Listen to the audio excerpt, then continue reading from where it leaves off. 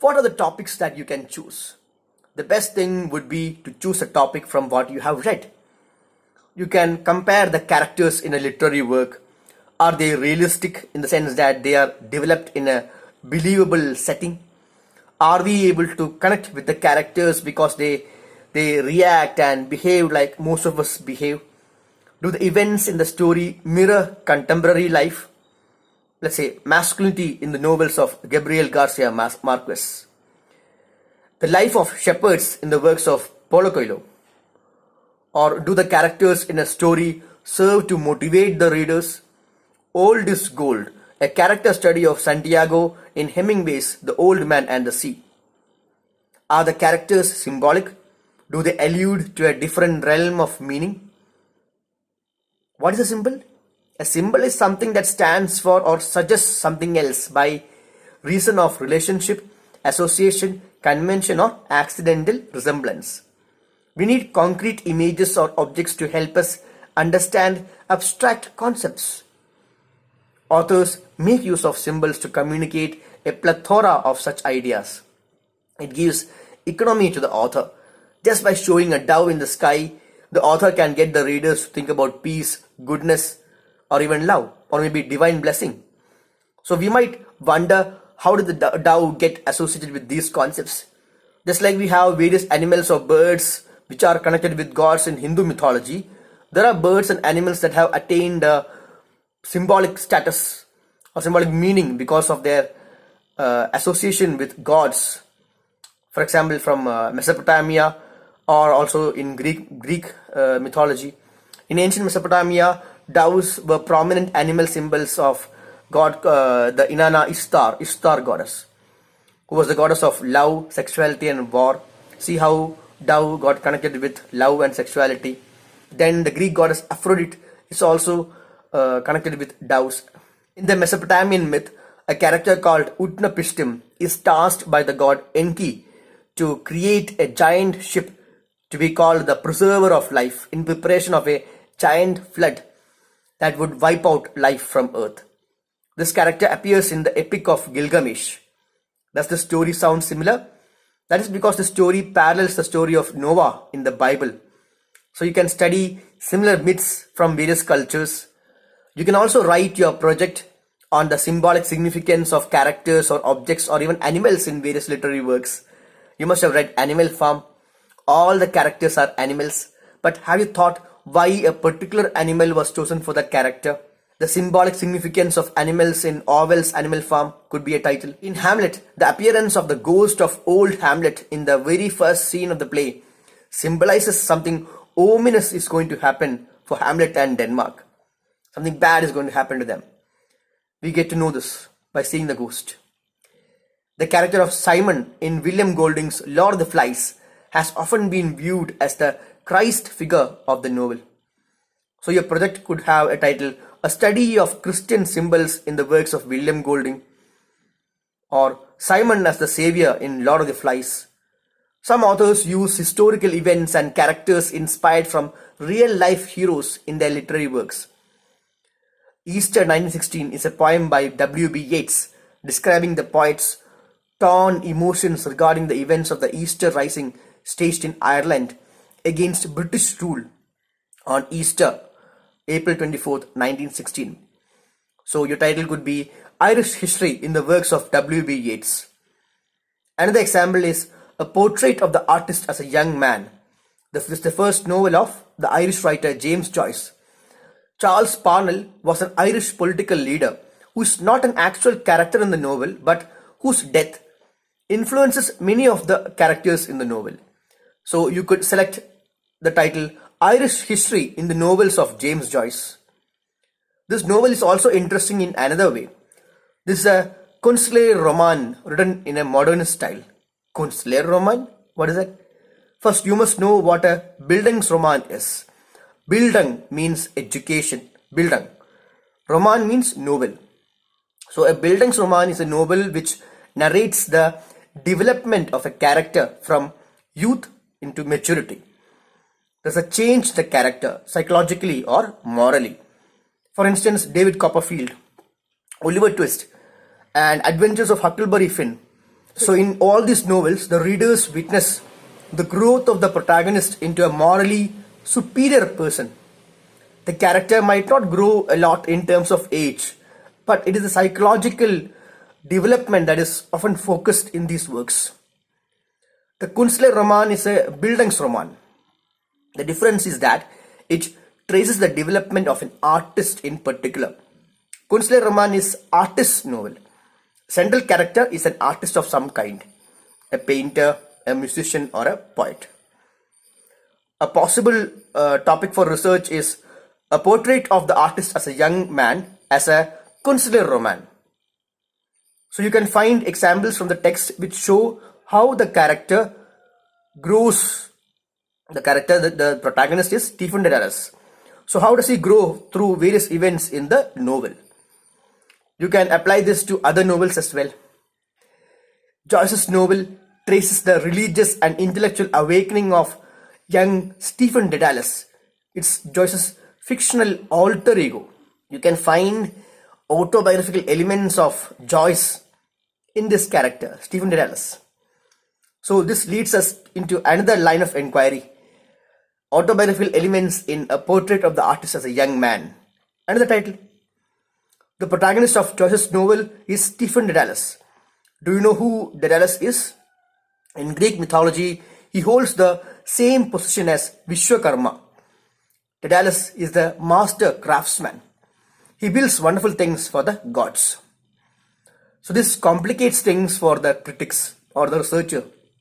By invoking a character from Greek mythology, Joyce has alluded to various aspects of this Greek character, Dedalus.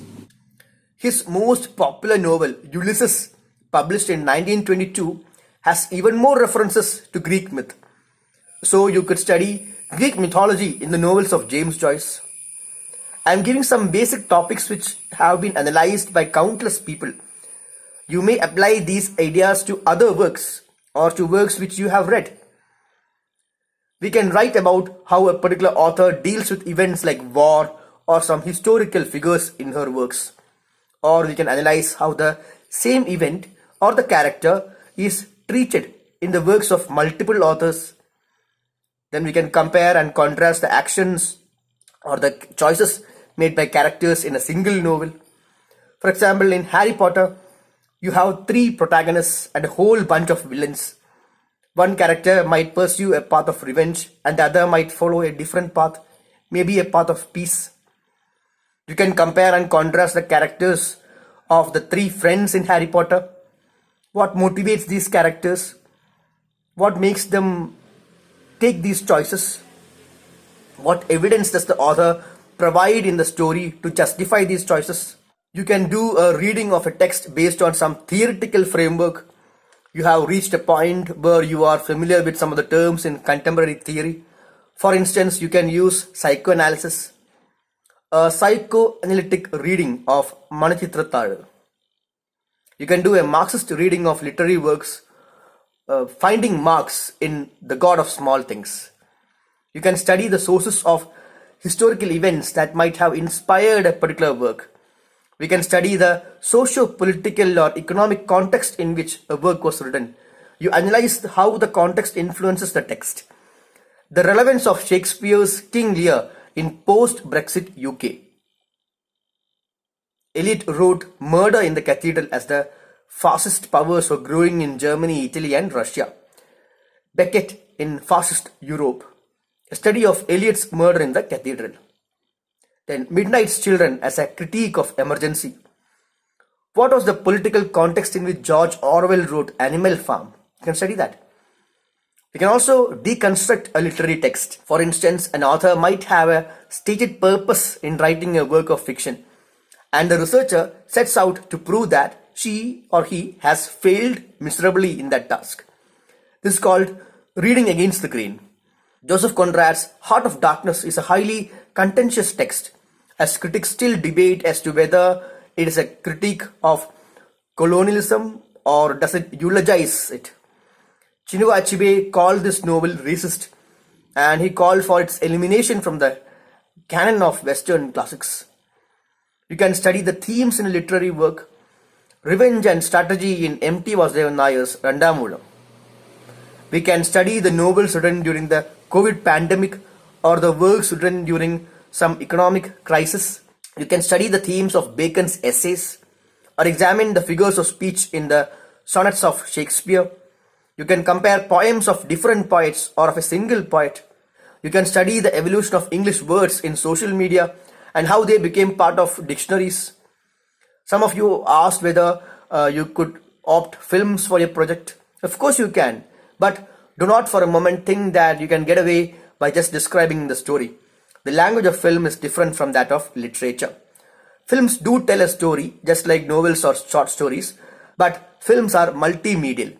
There's a story and a script. There is also a visual and an auditory aspect. A literary work might turn out to be a completely different experience in the hands of a director.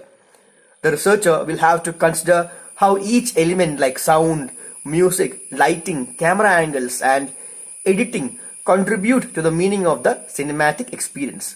You'll have to pick scenes from a movie and explain why the director chose a particular shot or how the close-up or the medium shot added meaning to the scene.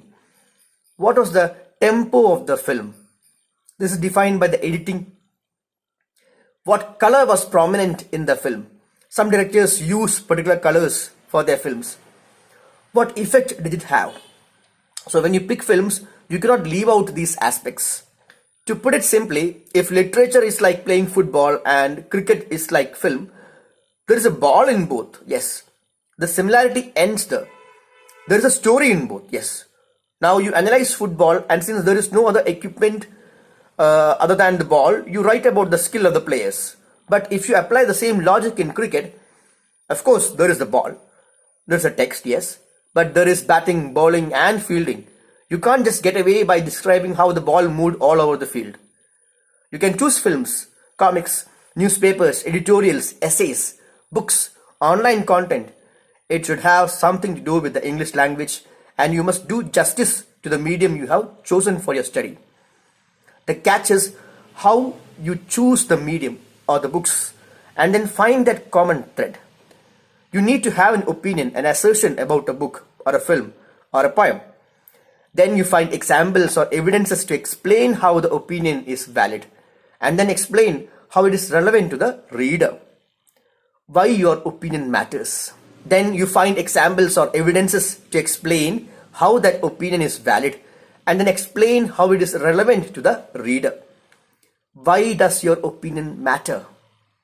The researcher's job is to answer this question. At the end of your project, your conclusion should have the answer to the question, so what? Why is this significant to the reader? Finding your why is extremely important. Why have you chosen this course? Why have you chosen this career? Why have you chosen to marry someone? Why have you taken a particular course of action? Why have you chosen this topic for your project? Find that why and everything will fall into place. Even if they do not fall into place, you will have the courage and the strength to wait patiently until things settle. Because you are settled. You have found your why.